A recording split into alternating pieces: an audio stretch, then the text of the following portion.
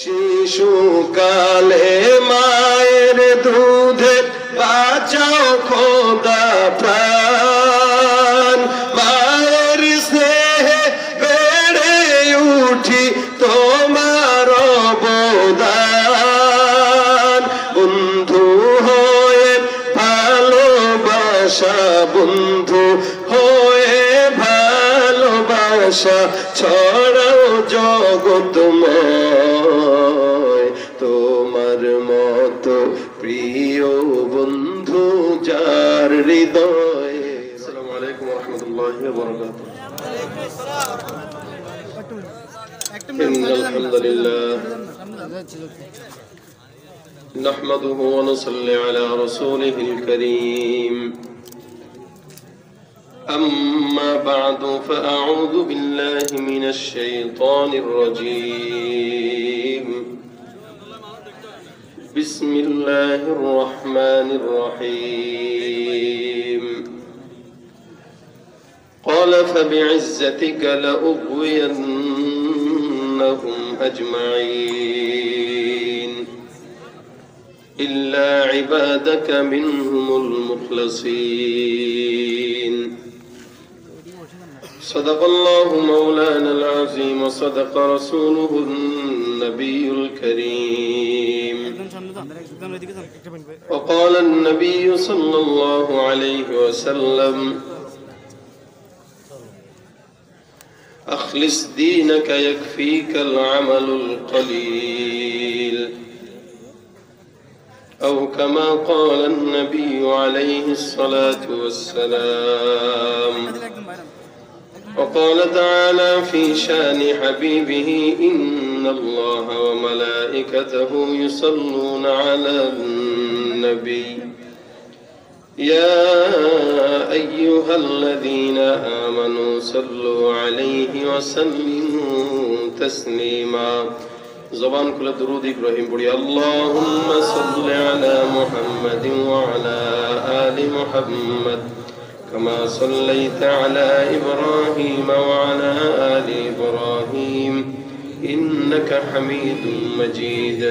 اللهم بارك على محمد وعلى آل محمد كما باركت على إبراهيم وعلى آل إبراهيم إنك حميد مجيد.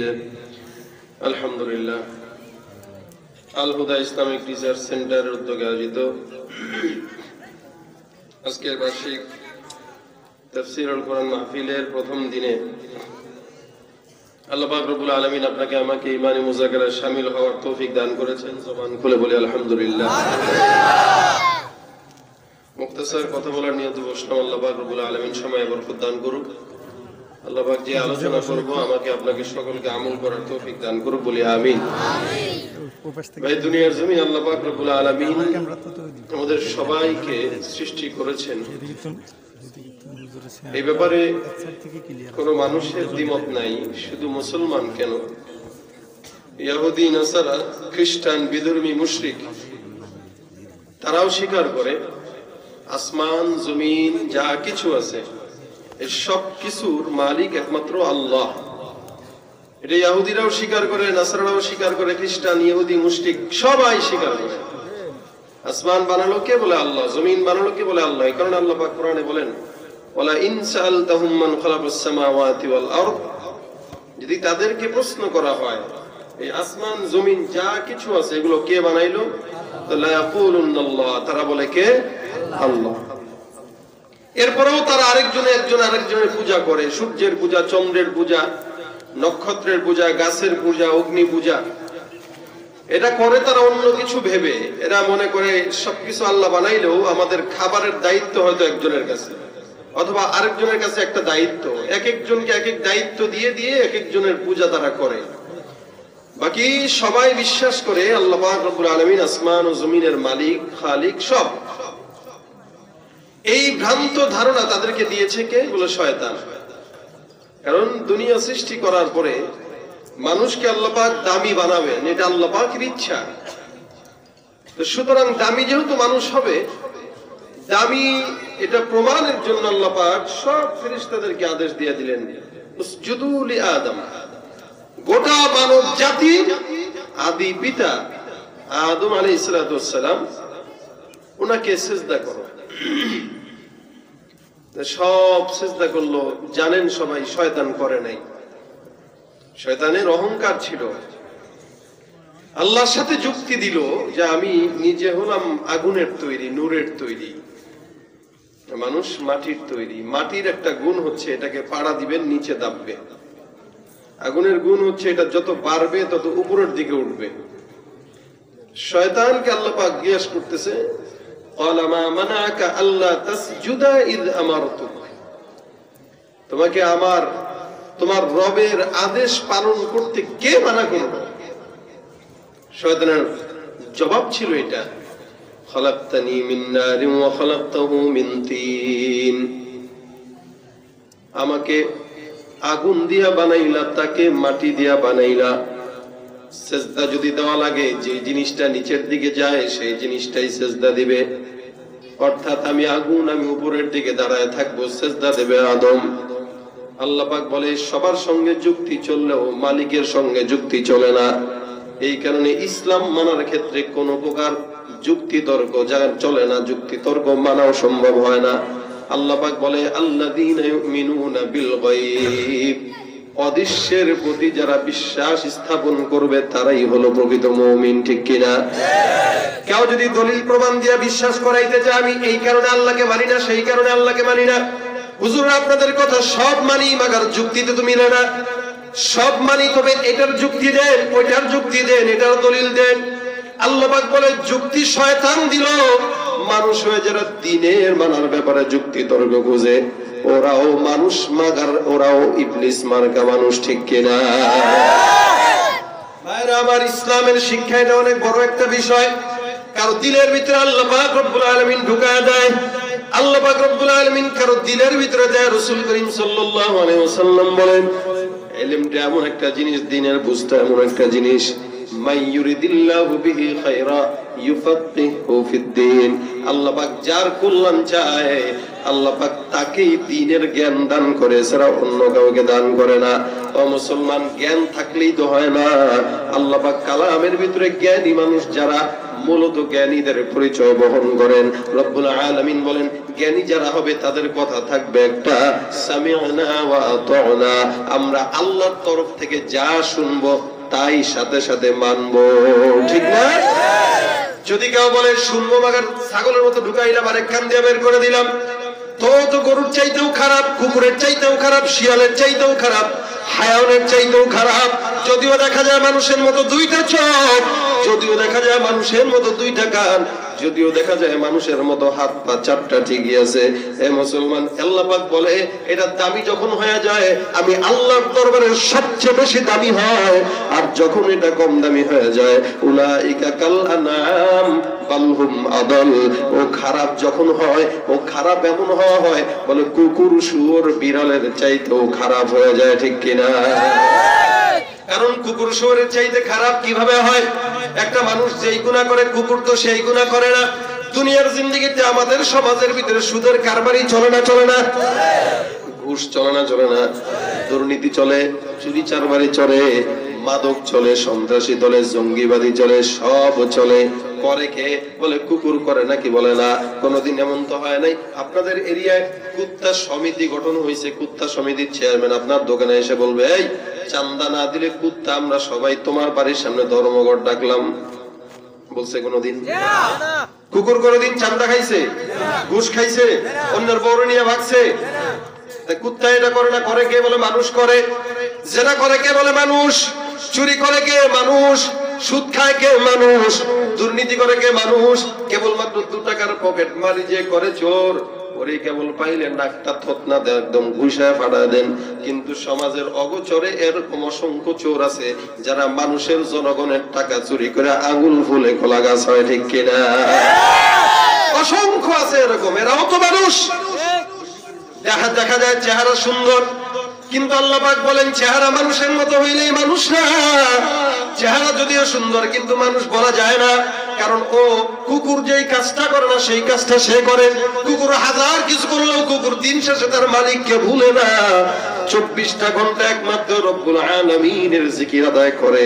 কিন্তু যে বান্দাটা নিজেকে মানুষ দাবি করে, ওই বান্দাটা নিজে গুনাহ তো করে আবার গুনাহও করে, আল্লাহকে ডাকেও না, আল্লাহর শরণ তার ভালো লাগে না। আল্লাহ পাক বলে যদিও দেখা যায় মানুষের মতো, কিন্তু ও যতই মানুষের মতো দেখা যাক না কেন, ও হলো আস্ত একটা জানোয়ারের চাইতেও নিকৃষ্ট, ঠিক কিনা? ভাইরা আমার, এই কারণে মানুষের চেহারার মতো মানুষ দেখা যাইলে মানুষ বলা যায় না। দুর্নীতিতে লিপ্ত, যদিও জ্ঞান আছে, শিক্ষিত অনেক সমাজের ভিতরে, প্যান্ট শার্ট টাই কোট সবকিছু আছে, অফিসার, কিন্তু টেবিলের তলে সুদ না খাইলে, ঘুষের টাকা না খাইলে পেট ভরে না। আপনার যোগ্যতা থাকুক বা না থাকুক, 10 লাখ টাকা টেবিলে ফালাম তো চাকরি আপনার হয়ে গেছে। আর আপনি টাকা ছাড়বেন না, 24 বছর ঘুরলেও চাকরি আপনার হয় না। ওরা হলো দেশের লাগি মহামারীর মতন, ফাইলে কলম ঠেকাইয়া চালায় তারা নির্যাতন। দেশের লাগি মহামারীর মতন, ফাইলে কলম ঠেকাইয়া চালায় তারা নির্যাতন। ঘুষের টাকায় ওদের ভুরি, ঘুষের টাকায় ওদের ভুরি, করে যে টান টান। ওরাই শিক্ষিত শয়তান, ওরা শিক্ষিত শয়তান, ওরা শিক্ষিত শয়তান, ওরা কি আলেম নামে কত দেখো টাকার মোহে পড়িয়া, স্বার্থের পিছে দৌড়াইতেছে কোরআন হাদিস ছাড়িয়া। আলেম নামে কত দেখো টাকার মোহে পড়িয়া, স্বার্থের পিছে দৌড়াইতেছে কোরআন হাদিস ছাড়িয়া। জিহাদ ছেড়ে কেউ বা ধরছে, জিহাদ ছেড়ে কেউ বা ধরছে দরবেশেরই ভান। ওরাই শিক্ষিত শয়তান, ওরা শিক্ষিত শয়তান, ওরা শিক্ষিত শয়তান, ওরা শিক্ষিত শয়তান। পীরগিরিয়ার মাজার পূজা চলছে দেশটা জুড়িয়া, শিরকি আর বদনামিতে দেশটা গেছে ভরিয়া। সমাজে দিন দিন বাড়ে না কমে? মুসলমান যেখানে যাবেন দেখবেন হুট করে গায়েবী মাজার তৈরি হয়ে গেছে। এতদিন ছিল না, এখন আইলো কোন থেকে? বাবা তো এরকম বাবা লাগে না কবর, যেখানে সেখানে হয়ে যায়, যখন তখন কবর হয়ে যায়।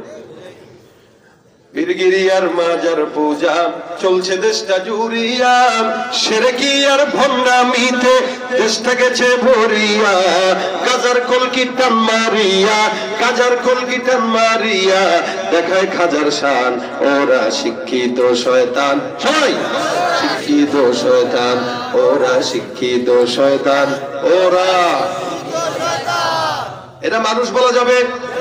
চেহারা তো মানুষের মতো, কিন্তু মালিক বলেন যত দামি তত ক্ষতি বেশি। এই একটা রিক্সা যদি অ্যাক্সিডেন্ট হয়, ক্ষতি তেমন নাই, একটু মাত্র কপাল ফাটবে, একটু মাত্র চামড়া চুলবে, একটু মাত্র আঘাত পাবে, কারণ রিক্সার দামও কম, ক্ষতিও কম।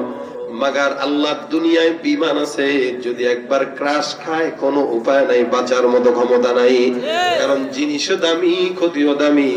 মানুষ যেমন দামি, মানুষের ক্ষতিও তেমন কঠিন।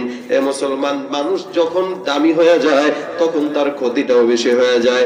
এই বান্দা এতক্ষণ পর্যন্ত আল্লাহ পাক বলে এই বান্দাকে মহব্বত করে আমি আল্লাহ বানাইলাম, আসমানটা জমিনটাকে আদেশের মাধ্যমে বানাইলাম, পাহাড়টাকে আদেশের মাধ্যমে বানাইলাম, সব কিছুকে আমি আল্লাহ আদেশ দিলাম। কিভাবে? ইন্নামা আমরুহু ইযা আরাদা শাইআ আইয়াকুলা লাহু কুন ফায়াকুন। আসমানটা কেমনে হবে, জমিনটা কেমনে হবে, পাহাড়টা কেমনে হবে? রব্বুল আলামিন বলে আমি আল্লাহ পাহাড় জমিন আসমান বানাইতে বেশি সময় লাগে না। কেমনে আমি আল্লাহ পাক আসমান জমিন বানাই? আল্লাহ বলে শুধুমাত্র বলি হও, আমি হও বলার সাথে সাথে দুনিয়ার সব কিছু তৈয়ার হয়ে যায়। এই মুসলমান, আল্লাহ পাক আদেশ দিয়া চাইলেই বানাইতে পারতেন, কিন্তু আমার মতো আপনার মতো নালায়েক নাখান্দা বান্দাদেরকে রব্বুল আলামিন কেমনে বানাইলেন? আল্লাহ পাক রব্বুল আলামিন বলে আমি আল্লাহ কেমনে বানাইলাম জানো? বলে আসমান জমিনের কাউকে আমি আল্লাহ তোমাদেরকে বানানোর দায়িত্ব দেই নাই। আল্লাহ পাক বলে যেই বান্দা তার জবান দিয়া চিৎকার করে করে ডাক দিয়া বলবে আল্লাহ, আমি আল্লাহ পাক ওই বান্দার জবান, ওই বান্দার গান, ওই বান্দার নাকটা আমার নিজের কুদরতের হাত দিয়ে বানায় দিলাম। ইয়া ইবনে আদম খলাকতুকা বিয়াদাইয়া, হে বনি আদম, দুনিয়ার জিন্দেগিতে আমি আল্লাহ পাক রব্বুল আলামিন তোমাকে বানাইলাম। কেমনে বলে? আমার হাত দিয়ে বানাইলাম।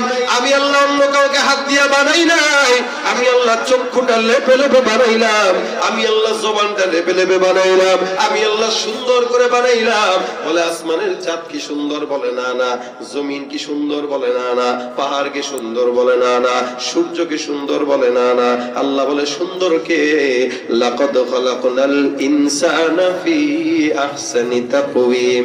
দুনিয়ার জিন্দেগিতে এমন সুন্দর করে আমি আল্লাহ পাক আসমান, জমিন, চন্দ্র, নক্ষত্রকেও বানাই নাই। এত চমৎকার করে বানায় দিল। এখন শয়তানের তো মেজাজ গরম। দামি মানুষ বানাইলো, সিজদাও করতে বললো আমাকে, আমি সিজদা করলাম না। রব্বুল আলামিন বলে, এই তুই বিতাড়িত মরদুদ শয়তান, ইবলিসের খাতায় তোমার নাম লেখা দিলাম। তোমার আর দুনিয়ার জিন্দেগিতে কোনো দাম নাই, আমি আল্লাহর কাছেও তোমার কোনো দাম নাই। চিরদিন তুমি পথভ্রষ্ট, তোমার আমি আল্লাহর কাছে আর কোনো সুযোগ নাই। আমি আল্লাহর অবাধ্যতা হওয়ার কারণে তোমাকে এখন ইবলিসের খাতায় নামটা লেখায় দিলাম। ইবলিসটাও কিন্তু অনেক জ্ঞানী একজন ফেরেশতা ছিলেন। এ মুসলমান নবীর উম্মতেরা, আল্লাহ পাক রব্বুল আলামিন ইবলিসকে নোংরা বানায় দিলেন, ইবলিস বানায় দিলেন, শয়তান বানাইলেন। এখন ইবলিসের মাথার ভিতরে একটা রাগ আসছে যে রে, আমাকেও তুমি বিতাড়িত করলা, আমাকেও তুমি পথভ্রষ্ট বানায় দিলা। এখন আমিও তো তোমার বান্দাদেরকে এমনি এমনি ছাড়বো না। যে বান্দার কারণে আমাকে শয়তান হওয়া লাগলো, আমি বেঁচে থাকতে ওই বান্দাটাকেও শয়তান বানায় ছাড়বো না। আউযুবিল্লাহ। এজন্য শয়তান ওয়াদা করে, ওয়ালা ফাবিইজ্জাতিকা লাউগওয়িয়ান্নাহুম আজমাইন। হে রব্বুল আলামিন, তোমার ইজ্জতের কসম, বলে তোমার সম্মানের কসম, তুমি যদি রব হও সেই রবের কসম, তোমার বান্দা যতগুলাকে দুনিয়ার জিন্দেগিতে পাঠাইবা, সব বান্দারে আমি আল্লাহ পাক রব্বুল আলামিনের এই বান্দাদেরকে কিয়ামত পর্যন্ত গোমরা না বানায় আমি শয়তান ছাড়বো না। আল্লাহ পাক রব্বুল আলামিনের শয়তান এই ওয়াদাটা করে দিল। আল্লাহ বলে, ঠিক আছে, মন চাইলে যা মন চায় তুই কর, তবে খবরদার, সব মানুষকে শয়তান কিন্তু ধোঁকা দেয়। মনে রাখবেন, যাদের জবানে 24টা ঘন্টা আল্লাহ আল্লাহ জিকির আদায় থাকে, আল্লাহর ওই জাকিরিন বান্দাকে শয়তান কোনোদিন ধোঁকা দিতে পারে না। এজন্যই জবানে থাকবে কার নাম? মুসলমান এমন একজন আল্লাহ, যে আল্লাহকে আপনি কখন ডাকবেন? আল্লাহ বলেন সকালে ডাকবা, ডাকো। বান্দা যদি বলে দুপুরে ডাকবো, বলে ডাকো। বান্দা বলে আসরের পর যদি ডাকবো, ডাকো। আল্লাহ পাক বলে কখন ডাকতে মন চায়? আল্লাহর বান্দা বলে আল্লাহ যদি মাগরিবের পরে ডাক দেয়, আল্লাহ পাক বলে মাগরিবের পরেও ডাকতে মন চাইলে ডাকো। এশার নামাজের পরে যদি মন চায় বলে ডাকো। রাত্রেবেলা গভীর রাত চেয়ারম্যানের কাছে গেলেও কোনো সাড়া নাই, মেম্বারের কাছে গেলেও কোনো সাড়া নাই, সরকারের কাছে গেলে তো আরো আগের কথা। আল্লাহ পাকের বান্দা যদি ডাক দেয়, বলে আল্লাহ এই যে 24টা ঘন্টা তোমার মতো মালিকরে ডাকতে চাই। আল্লাহ বলে, বান্দা এই রাত্রিবেলা বান্দা যখন ঘুমায় যায় সব দুয়ার বন্ধ। বান্দা যখন চেয়ারম্যান ঘুমায় যায় এলাকা চলে, কোনো সমস্যা হয় না। মেম্বার ঘুমাইলেও এলাকা চলে, কোনো প্রবলেম হয় না। রাষ্ট্রের সরকার ঘুমাইলেও রাষ্ট্র চলে, কোনো সমস্যা নাই।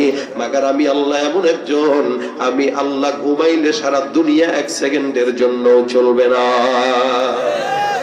এই মালিক রব্বুল আলামিন বলে, তুমি কখন ডাকবা ডাক দাও।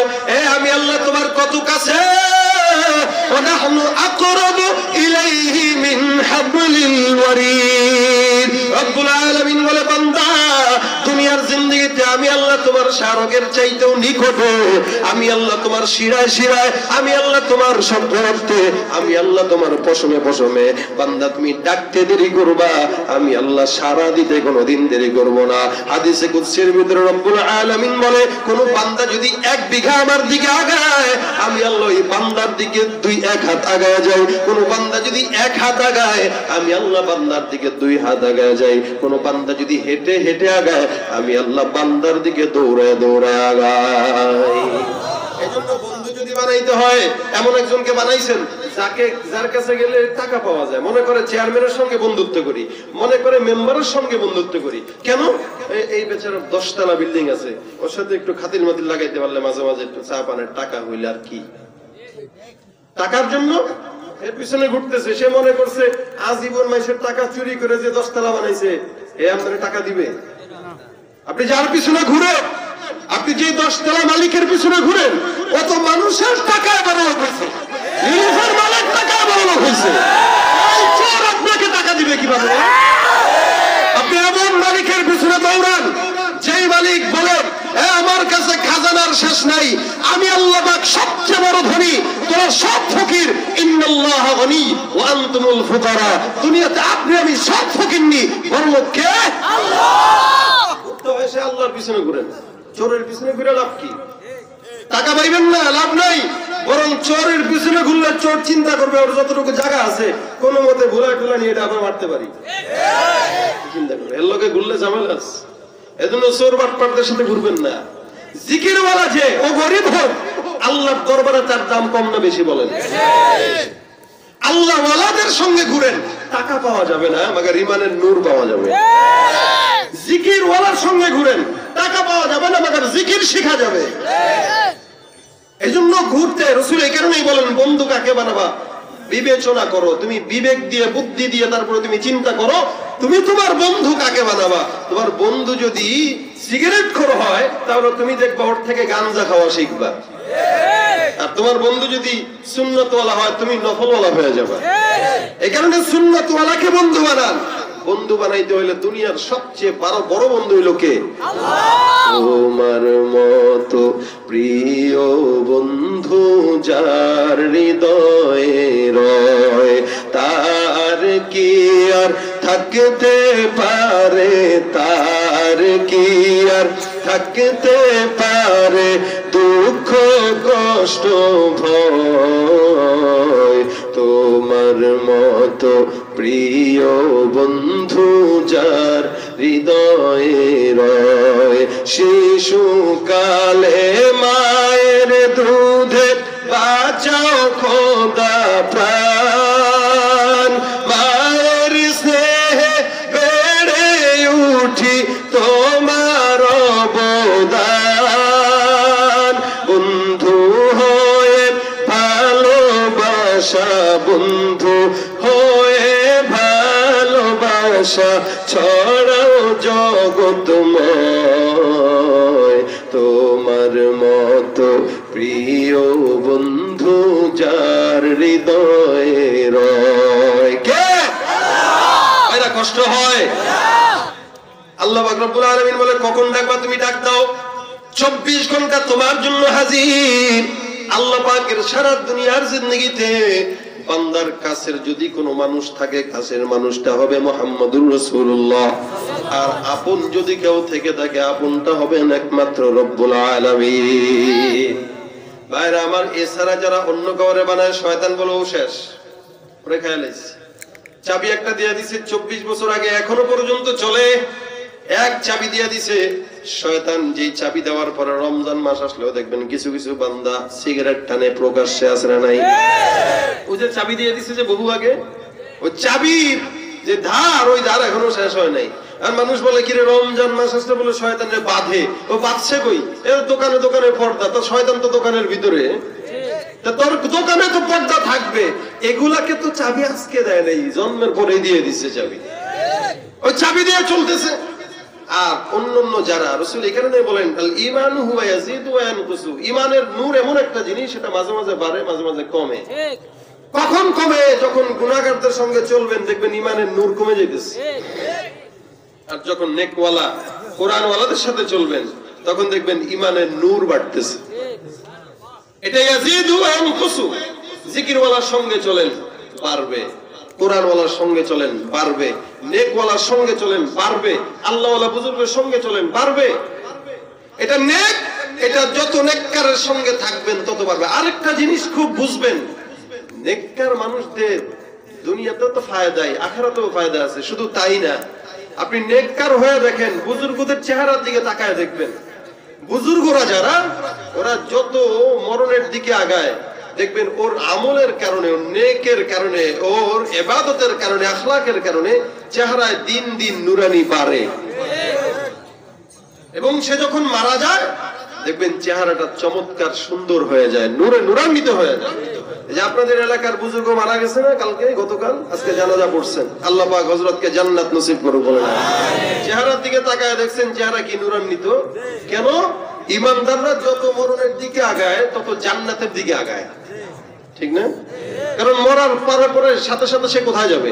জান্নাতে যাবে। আর জান্নাতটা মুমিনদের জন্য শ্বশুর বাড়ি। কি কথা বলে না? শ্বশুর, একটা জামাইকে বিয়ে দিলে সে শ্বশুর বাড়ি যাওয়ার জন্য যেমন আরামে থাকে, একটা মুমিনও জান্নাতে যাওয়ার জন্য এরকম আরামে থাকে।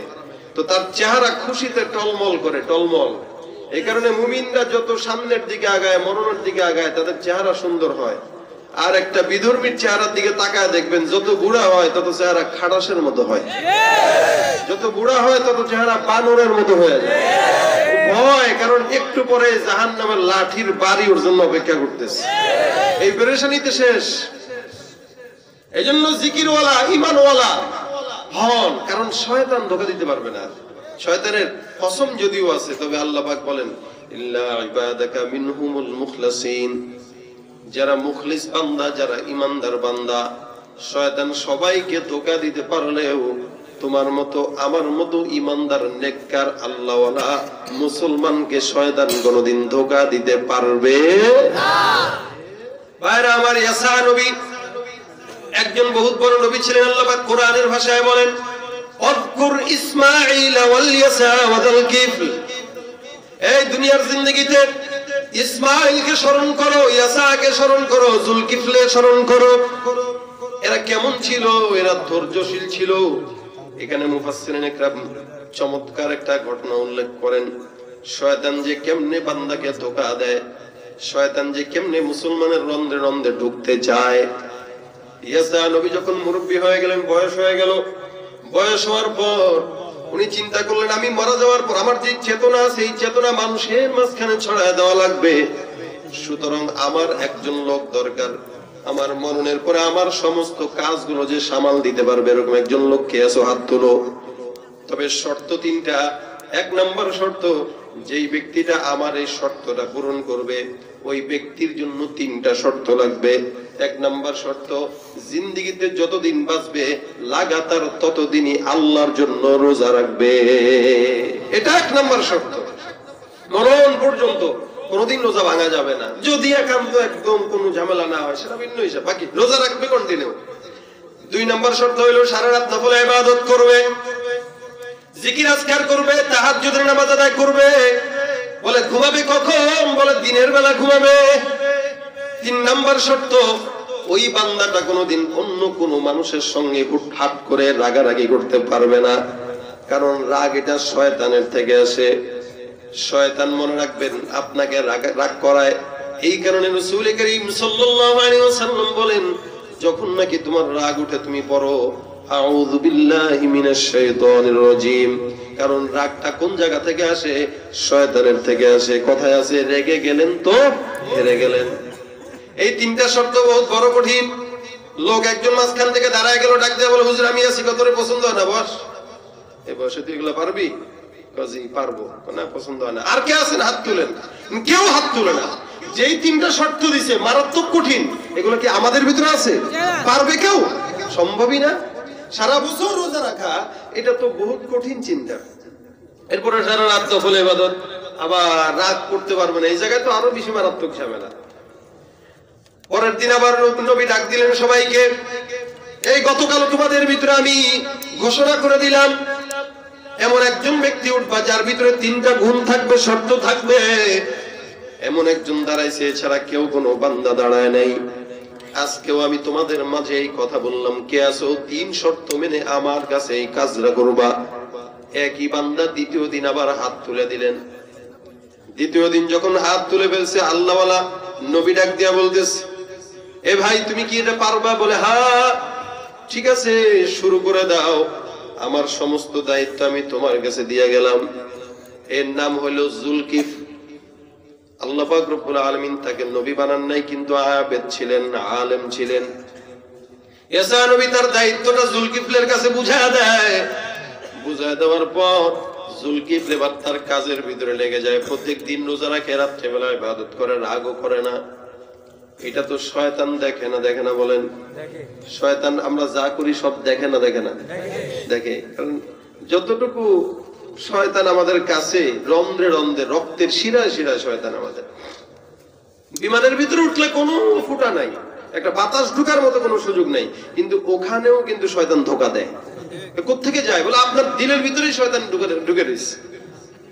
এর যাওয়ার জন্য কোনো রাস্তা লাগে না, কোনো পথ লাগে না, চতুর্দিক থেকে আপনাকে শয়তান আক্রমণ করতে পারবে, এরকম ক্ষমতা আল্লাহ তাকে দিয়ে দিছে। সুতরাং শয়তানের যেই সব ছেলেপেলা নিয়ে পরামর্শ করছে ইবলিস, ডাক দিয়ে বলে, এই লোকরে তোমাদের ক্ষতি করা লাগবে, এটারে জাহান্নামে ফেলা দিতে হবে। ও যে দায়িত্ব নিয়ে আগাইতেছে, এই দায়িত্বে তার সফলতা করা যাবে না, সুতরাং পিছনে লাগবা কে? কাউজুর আমি আছি, মানে এক শয়তান কাউজুর আমি আছি। ঠিক আছে, যা দেখি কতক্ষণ পারোস। এরা পাঠায় দিছে। 2-3 দিন মোটামুটি চেষ্টা মেষ্টা কইরা দেখছে যে না, এটা এত সহজে বস আনা সম্ভব না। চলে আসছে, এসে হুজুর শেষ, আমি পারলাম না। বেটা না করবেন, সাধারণ একটা মানুষ পিচ্ছি, এটারে তোরা পারস নাই, আরেকটারে পাঠাইলাম। 1-2 করে করে শয়তান মোটামুটি শেষ। এখন আয়েশা ডাক দেয়া বলো, হুজুর পারি নাই। এই বান্দার ঈমানের শক্তি অনেক বেশি শক্তি, যার কাছে আমরা শয়তান সব হার মেনে গেলাম। ইবলিসের যেই বড় লিডার আছে, ডাক দেয়া বলে, তোদের দ্বারা হবে না, আমি নিজেই চলে যাই। ইবলিস নিজেই চলে গেছে তার দায়িত্ব পালন করার জন্য। কিভাবে তাকে নবীর পথ থেকে দূরে রাখা যায়, কিভাবে আল্লাহর নবীর দায়িত্ব থেকে তাকে পদস্খলন করা যায়, শয়তানের চিন্তা হলো চতুর্দিক থেকে। আপনি যখন দিনের পথে চলতে যাবেন, দেখবেন একদল শয়তান আপনার পথের কাঁটা হয়ে দাঁড়ায় গেছে। আজকে যারা ওয়াজ মাহফিলের বিরোধিতা করে, এরা যদিও দেখতে মানুষ, মাগার দেখবেন এরাই হলো মূলত শয়তানের খালাতো ভাই। এই দেশে যদি মাহফিল বন্ধ করা লাগে, তাহলে সব বন্ধ করা লাগবে। কোন গানের প্যান্ডেলও চলবে না, বিবাহ চলবে না, বাজার ঘাট সব বন্ধ করা লাগবে। শুধু সব চলবে আর মাহফিল বন্ধ হবে, এটা ফাজলামি ছাড়া কিচ্ছু না। আল্লাহ পাক এখনো পর্যন্ত, কেউ যদি করোনা ইস্যুতে বন্ধ করতে চায়, এখনো পর্যন্ত আমাদেরকে আল্লাহ পাক রহমত করেছে আমাদের আমলের কারণে, নইলে সাফ করে দিতেন আমাদেরকে। আমরা নামাজ ভুলি নাই। করোনাকালীন সময় অসংখ্য মানুষ যদিও মসজিদে দেশে বন্ধ ছিল, মাগার প্রত্যেকটা ঘর ঘর মসজিদে আবাদ হয়ে গিয়েছিল। নামাজ পড়েন নাই ঘরে জামাতে? আর এক মসজিদ এলাকায় বন্ধ হয়েছে, তো কি হয়েছে? প্রত্যেকটা ঘর আল্লাহর ঘর মসজিদ হয়ে গেছে। আল্লাহ পাক এই কারণে আমাদেরকে কিছু বলেন নাই, নাহলে আমাদেরকে মাইরা তামা বানা দিত আল্লাহ। যার কারণে রব্বে কারীম আমাদেরকে কিছু বলে নাই। আর মরছে যেগুলা, অনেকে বলবে কই মুসলমান তো মরছে, দেখবেন আবু জাহেল মার্কা মুসলমানই মরছে। যার ঈমান ঠিক নাই, আখলাক ঠিক নাই, সুদ খায়, এগুলাই মরছে। ইমানদার আলহামদুলিল্লাহ আল্লাহ পাক তেমন বেশি মারেন নাই। এটা আল্লাহর থেকে গজব। ঠিক, গজব তো মুমিনের জন্য না, গজব হলো বেঈমানদের জন্য, ঠিক কি না? বেঈমানদের জন্য গজব। এটা একটা আল্লাহর থেকে, আল্লাহর তরফ থেকে একটা হুমকি। এখনো যদি ঠিক না হয়, সামনে কিন্তু আরো বড় ধাক্কা আসবে। এজন্য আপনার পথে বাধা যে দিবে, বুঝতে হবে সে শয়তান। আপনাকে চাচ্ছে না ভালো কাজ করেন। দেখেন না, স্কুল ছেলেরা অনেক সময় দাঁড়িয়ে রাখতে চায়, পাশে আর 2-3টা বন্ধু বলে, কিরে তুই মোল্লা হয়েছিস কবে? বেটা তবলিগে গেছিলাম। তবলিগ মারাই দিয়েছে এই বয়সে। বেটা যাক, কত বয়স করে রয়েছে, বয়স 40 হোক 50 হোক, তারপরে না একটা বুজুর্গ হবো, এই বয়সে কি এগুলা করলে মানায়? অথচ রাসূল বলেন এই বয়সটাই জান্নাতে যাওয়ার বয়স। যুবক বয়সে যারা আল্লাহর ইবাদতে মগ্ন থাকে, আল্লাহর আরশের ছায়া তলে তাকে আল্লাহ স্থান দেয়া দিবেন। শয়তান খোঁচা দেয়। এখন একদিন দুপুর বেলা উনার কাজের নিজাম ছিল, সকালবেলা মানুষের বিচার করত আর মাগরিবের পরে বিচার করত। দুপুর বেলা জোহর থেকে সূর্যাস্ত পর্যন্ত ঘুমাইতেন। এমন সময় হঠাৎ করে একদিন ঘুমাবে, এক মুরব্বী লাঠি ভর করে কুটকুট করে কাঁপতে কাঁপতে আসছে। আইসা বলে, হুজুর আমার একটু জরুরি দরকার ছিল বিচার। বলে, কি বিচার? এটা তো ঘুমের সময়, তুমি পরে আসো। বলে, না আমার এখনই বলা লাগবে। বেচারা মাত্র ঘুমাইলো, এই ঘুম থেকে জাগায় দিয়ে বলে, বিচার দেন। তুমি মাগরিবের পরে আসো, মাগরিবের পরে বিচার করো। না আমি বুড়া মানুষ তো, মাগরিবের পরে বিচার দিতে ভুলে গেলে তখন কি হবে? ঠিক আছে বলেন। আমার জাগা সম্পত্তি যা ছিল, আমার সব ভাইয়েরা এগুলা মেরে খেয়ে দিছে। একবার ঠিক আছে শুনলাম, পরে আসেন। না আর শুনেন না, ভাইরা তো এই করছে, ভাইয়ের ছেলে যারা আছে তারা কি করছে শুনেন। এখন ভাতিজা কি করছে, বউ কি করছে, সব গল্প ইরান তুরানের গল্প শুরু করছে বসে বসে। বেচারা কিছুক্ষণ পর তাকায় দেখে আরে সূর্য তো ডুবে গেল, তার মানে ঘুম শেষ। মাগরিবের পরে আসেন, আপনি যান, আমি রেডি হয়ে আসতেছি। ঠিক আছে হুজুর, মাগরিবের পরে আসবো। জুলকিফ রহমতুল্লাহ আলাইহি সুন্দর করে বিছানায় বসে গেলেন। মাগরিবের পরে বিচার আজকার করবে, কিন্তু সবাই আসছে, মাগার বুড়ার কোনো খবর নাই। আরে ব্যাপারটা কি, বুড়া তো আসলো না আজকে, এই বুড়া কোথায় গেল খুঁজো, কিন্তু বুড়ার কোনো খবর নাই। এখন পরের দিন চলে গেল। পরের দিন যখন আবার দুপুর বেলা ঘুমাইতে যাবে, হঠাৎ করে দরজার ভিতরে টোকা, এই দরজা খুলেন।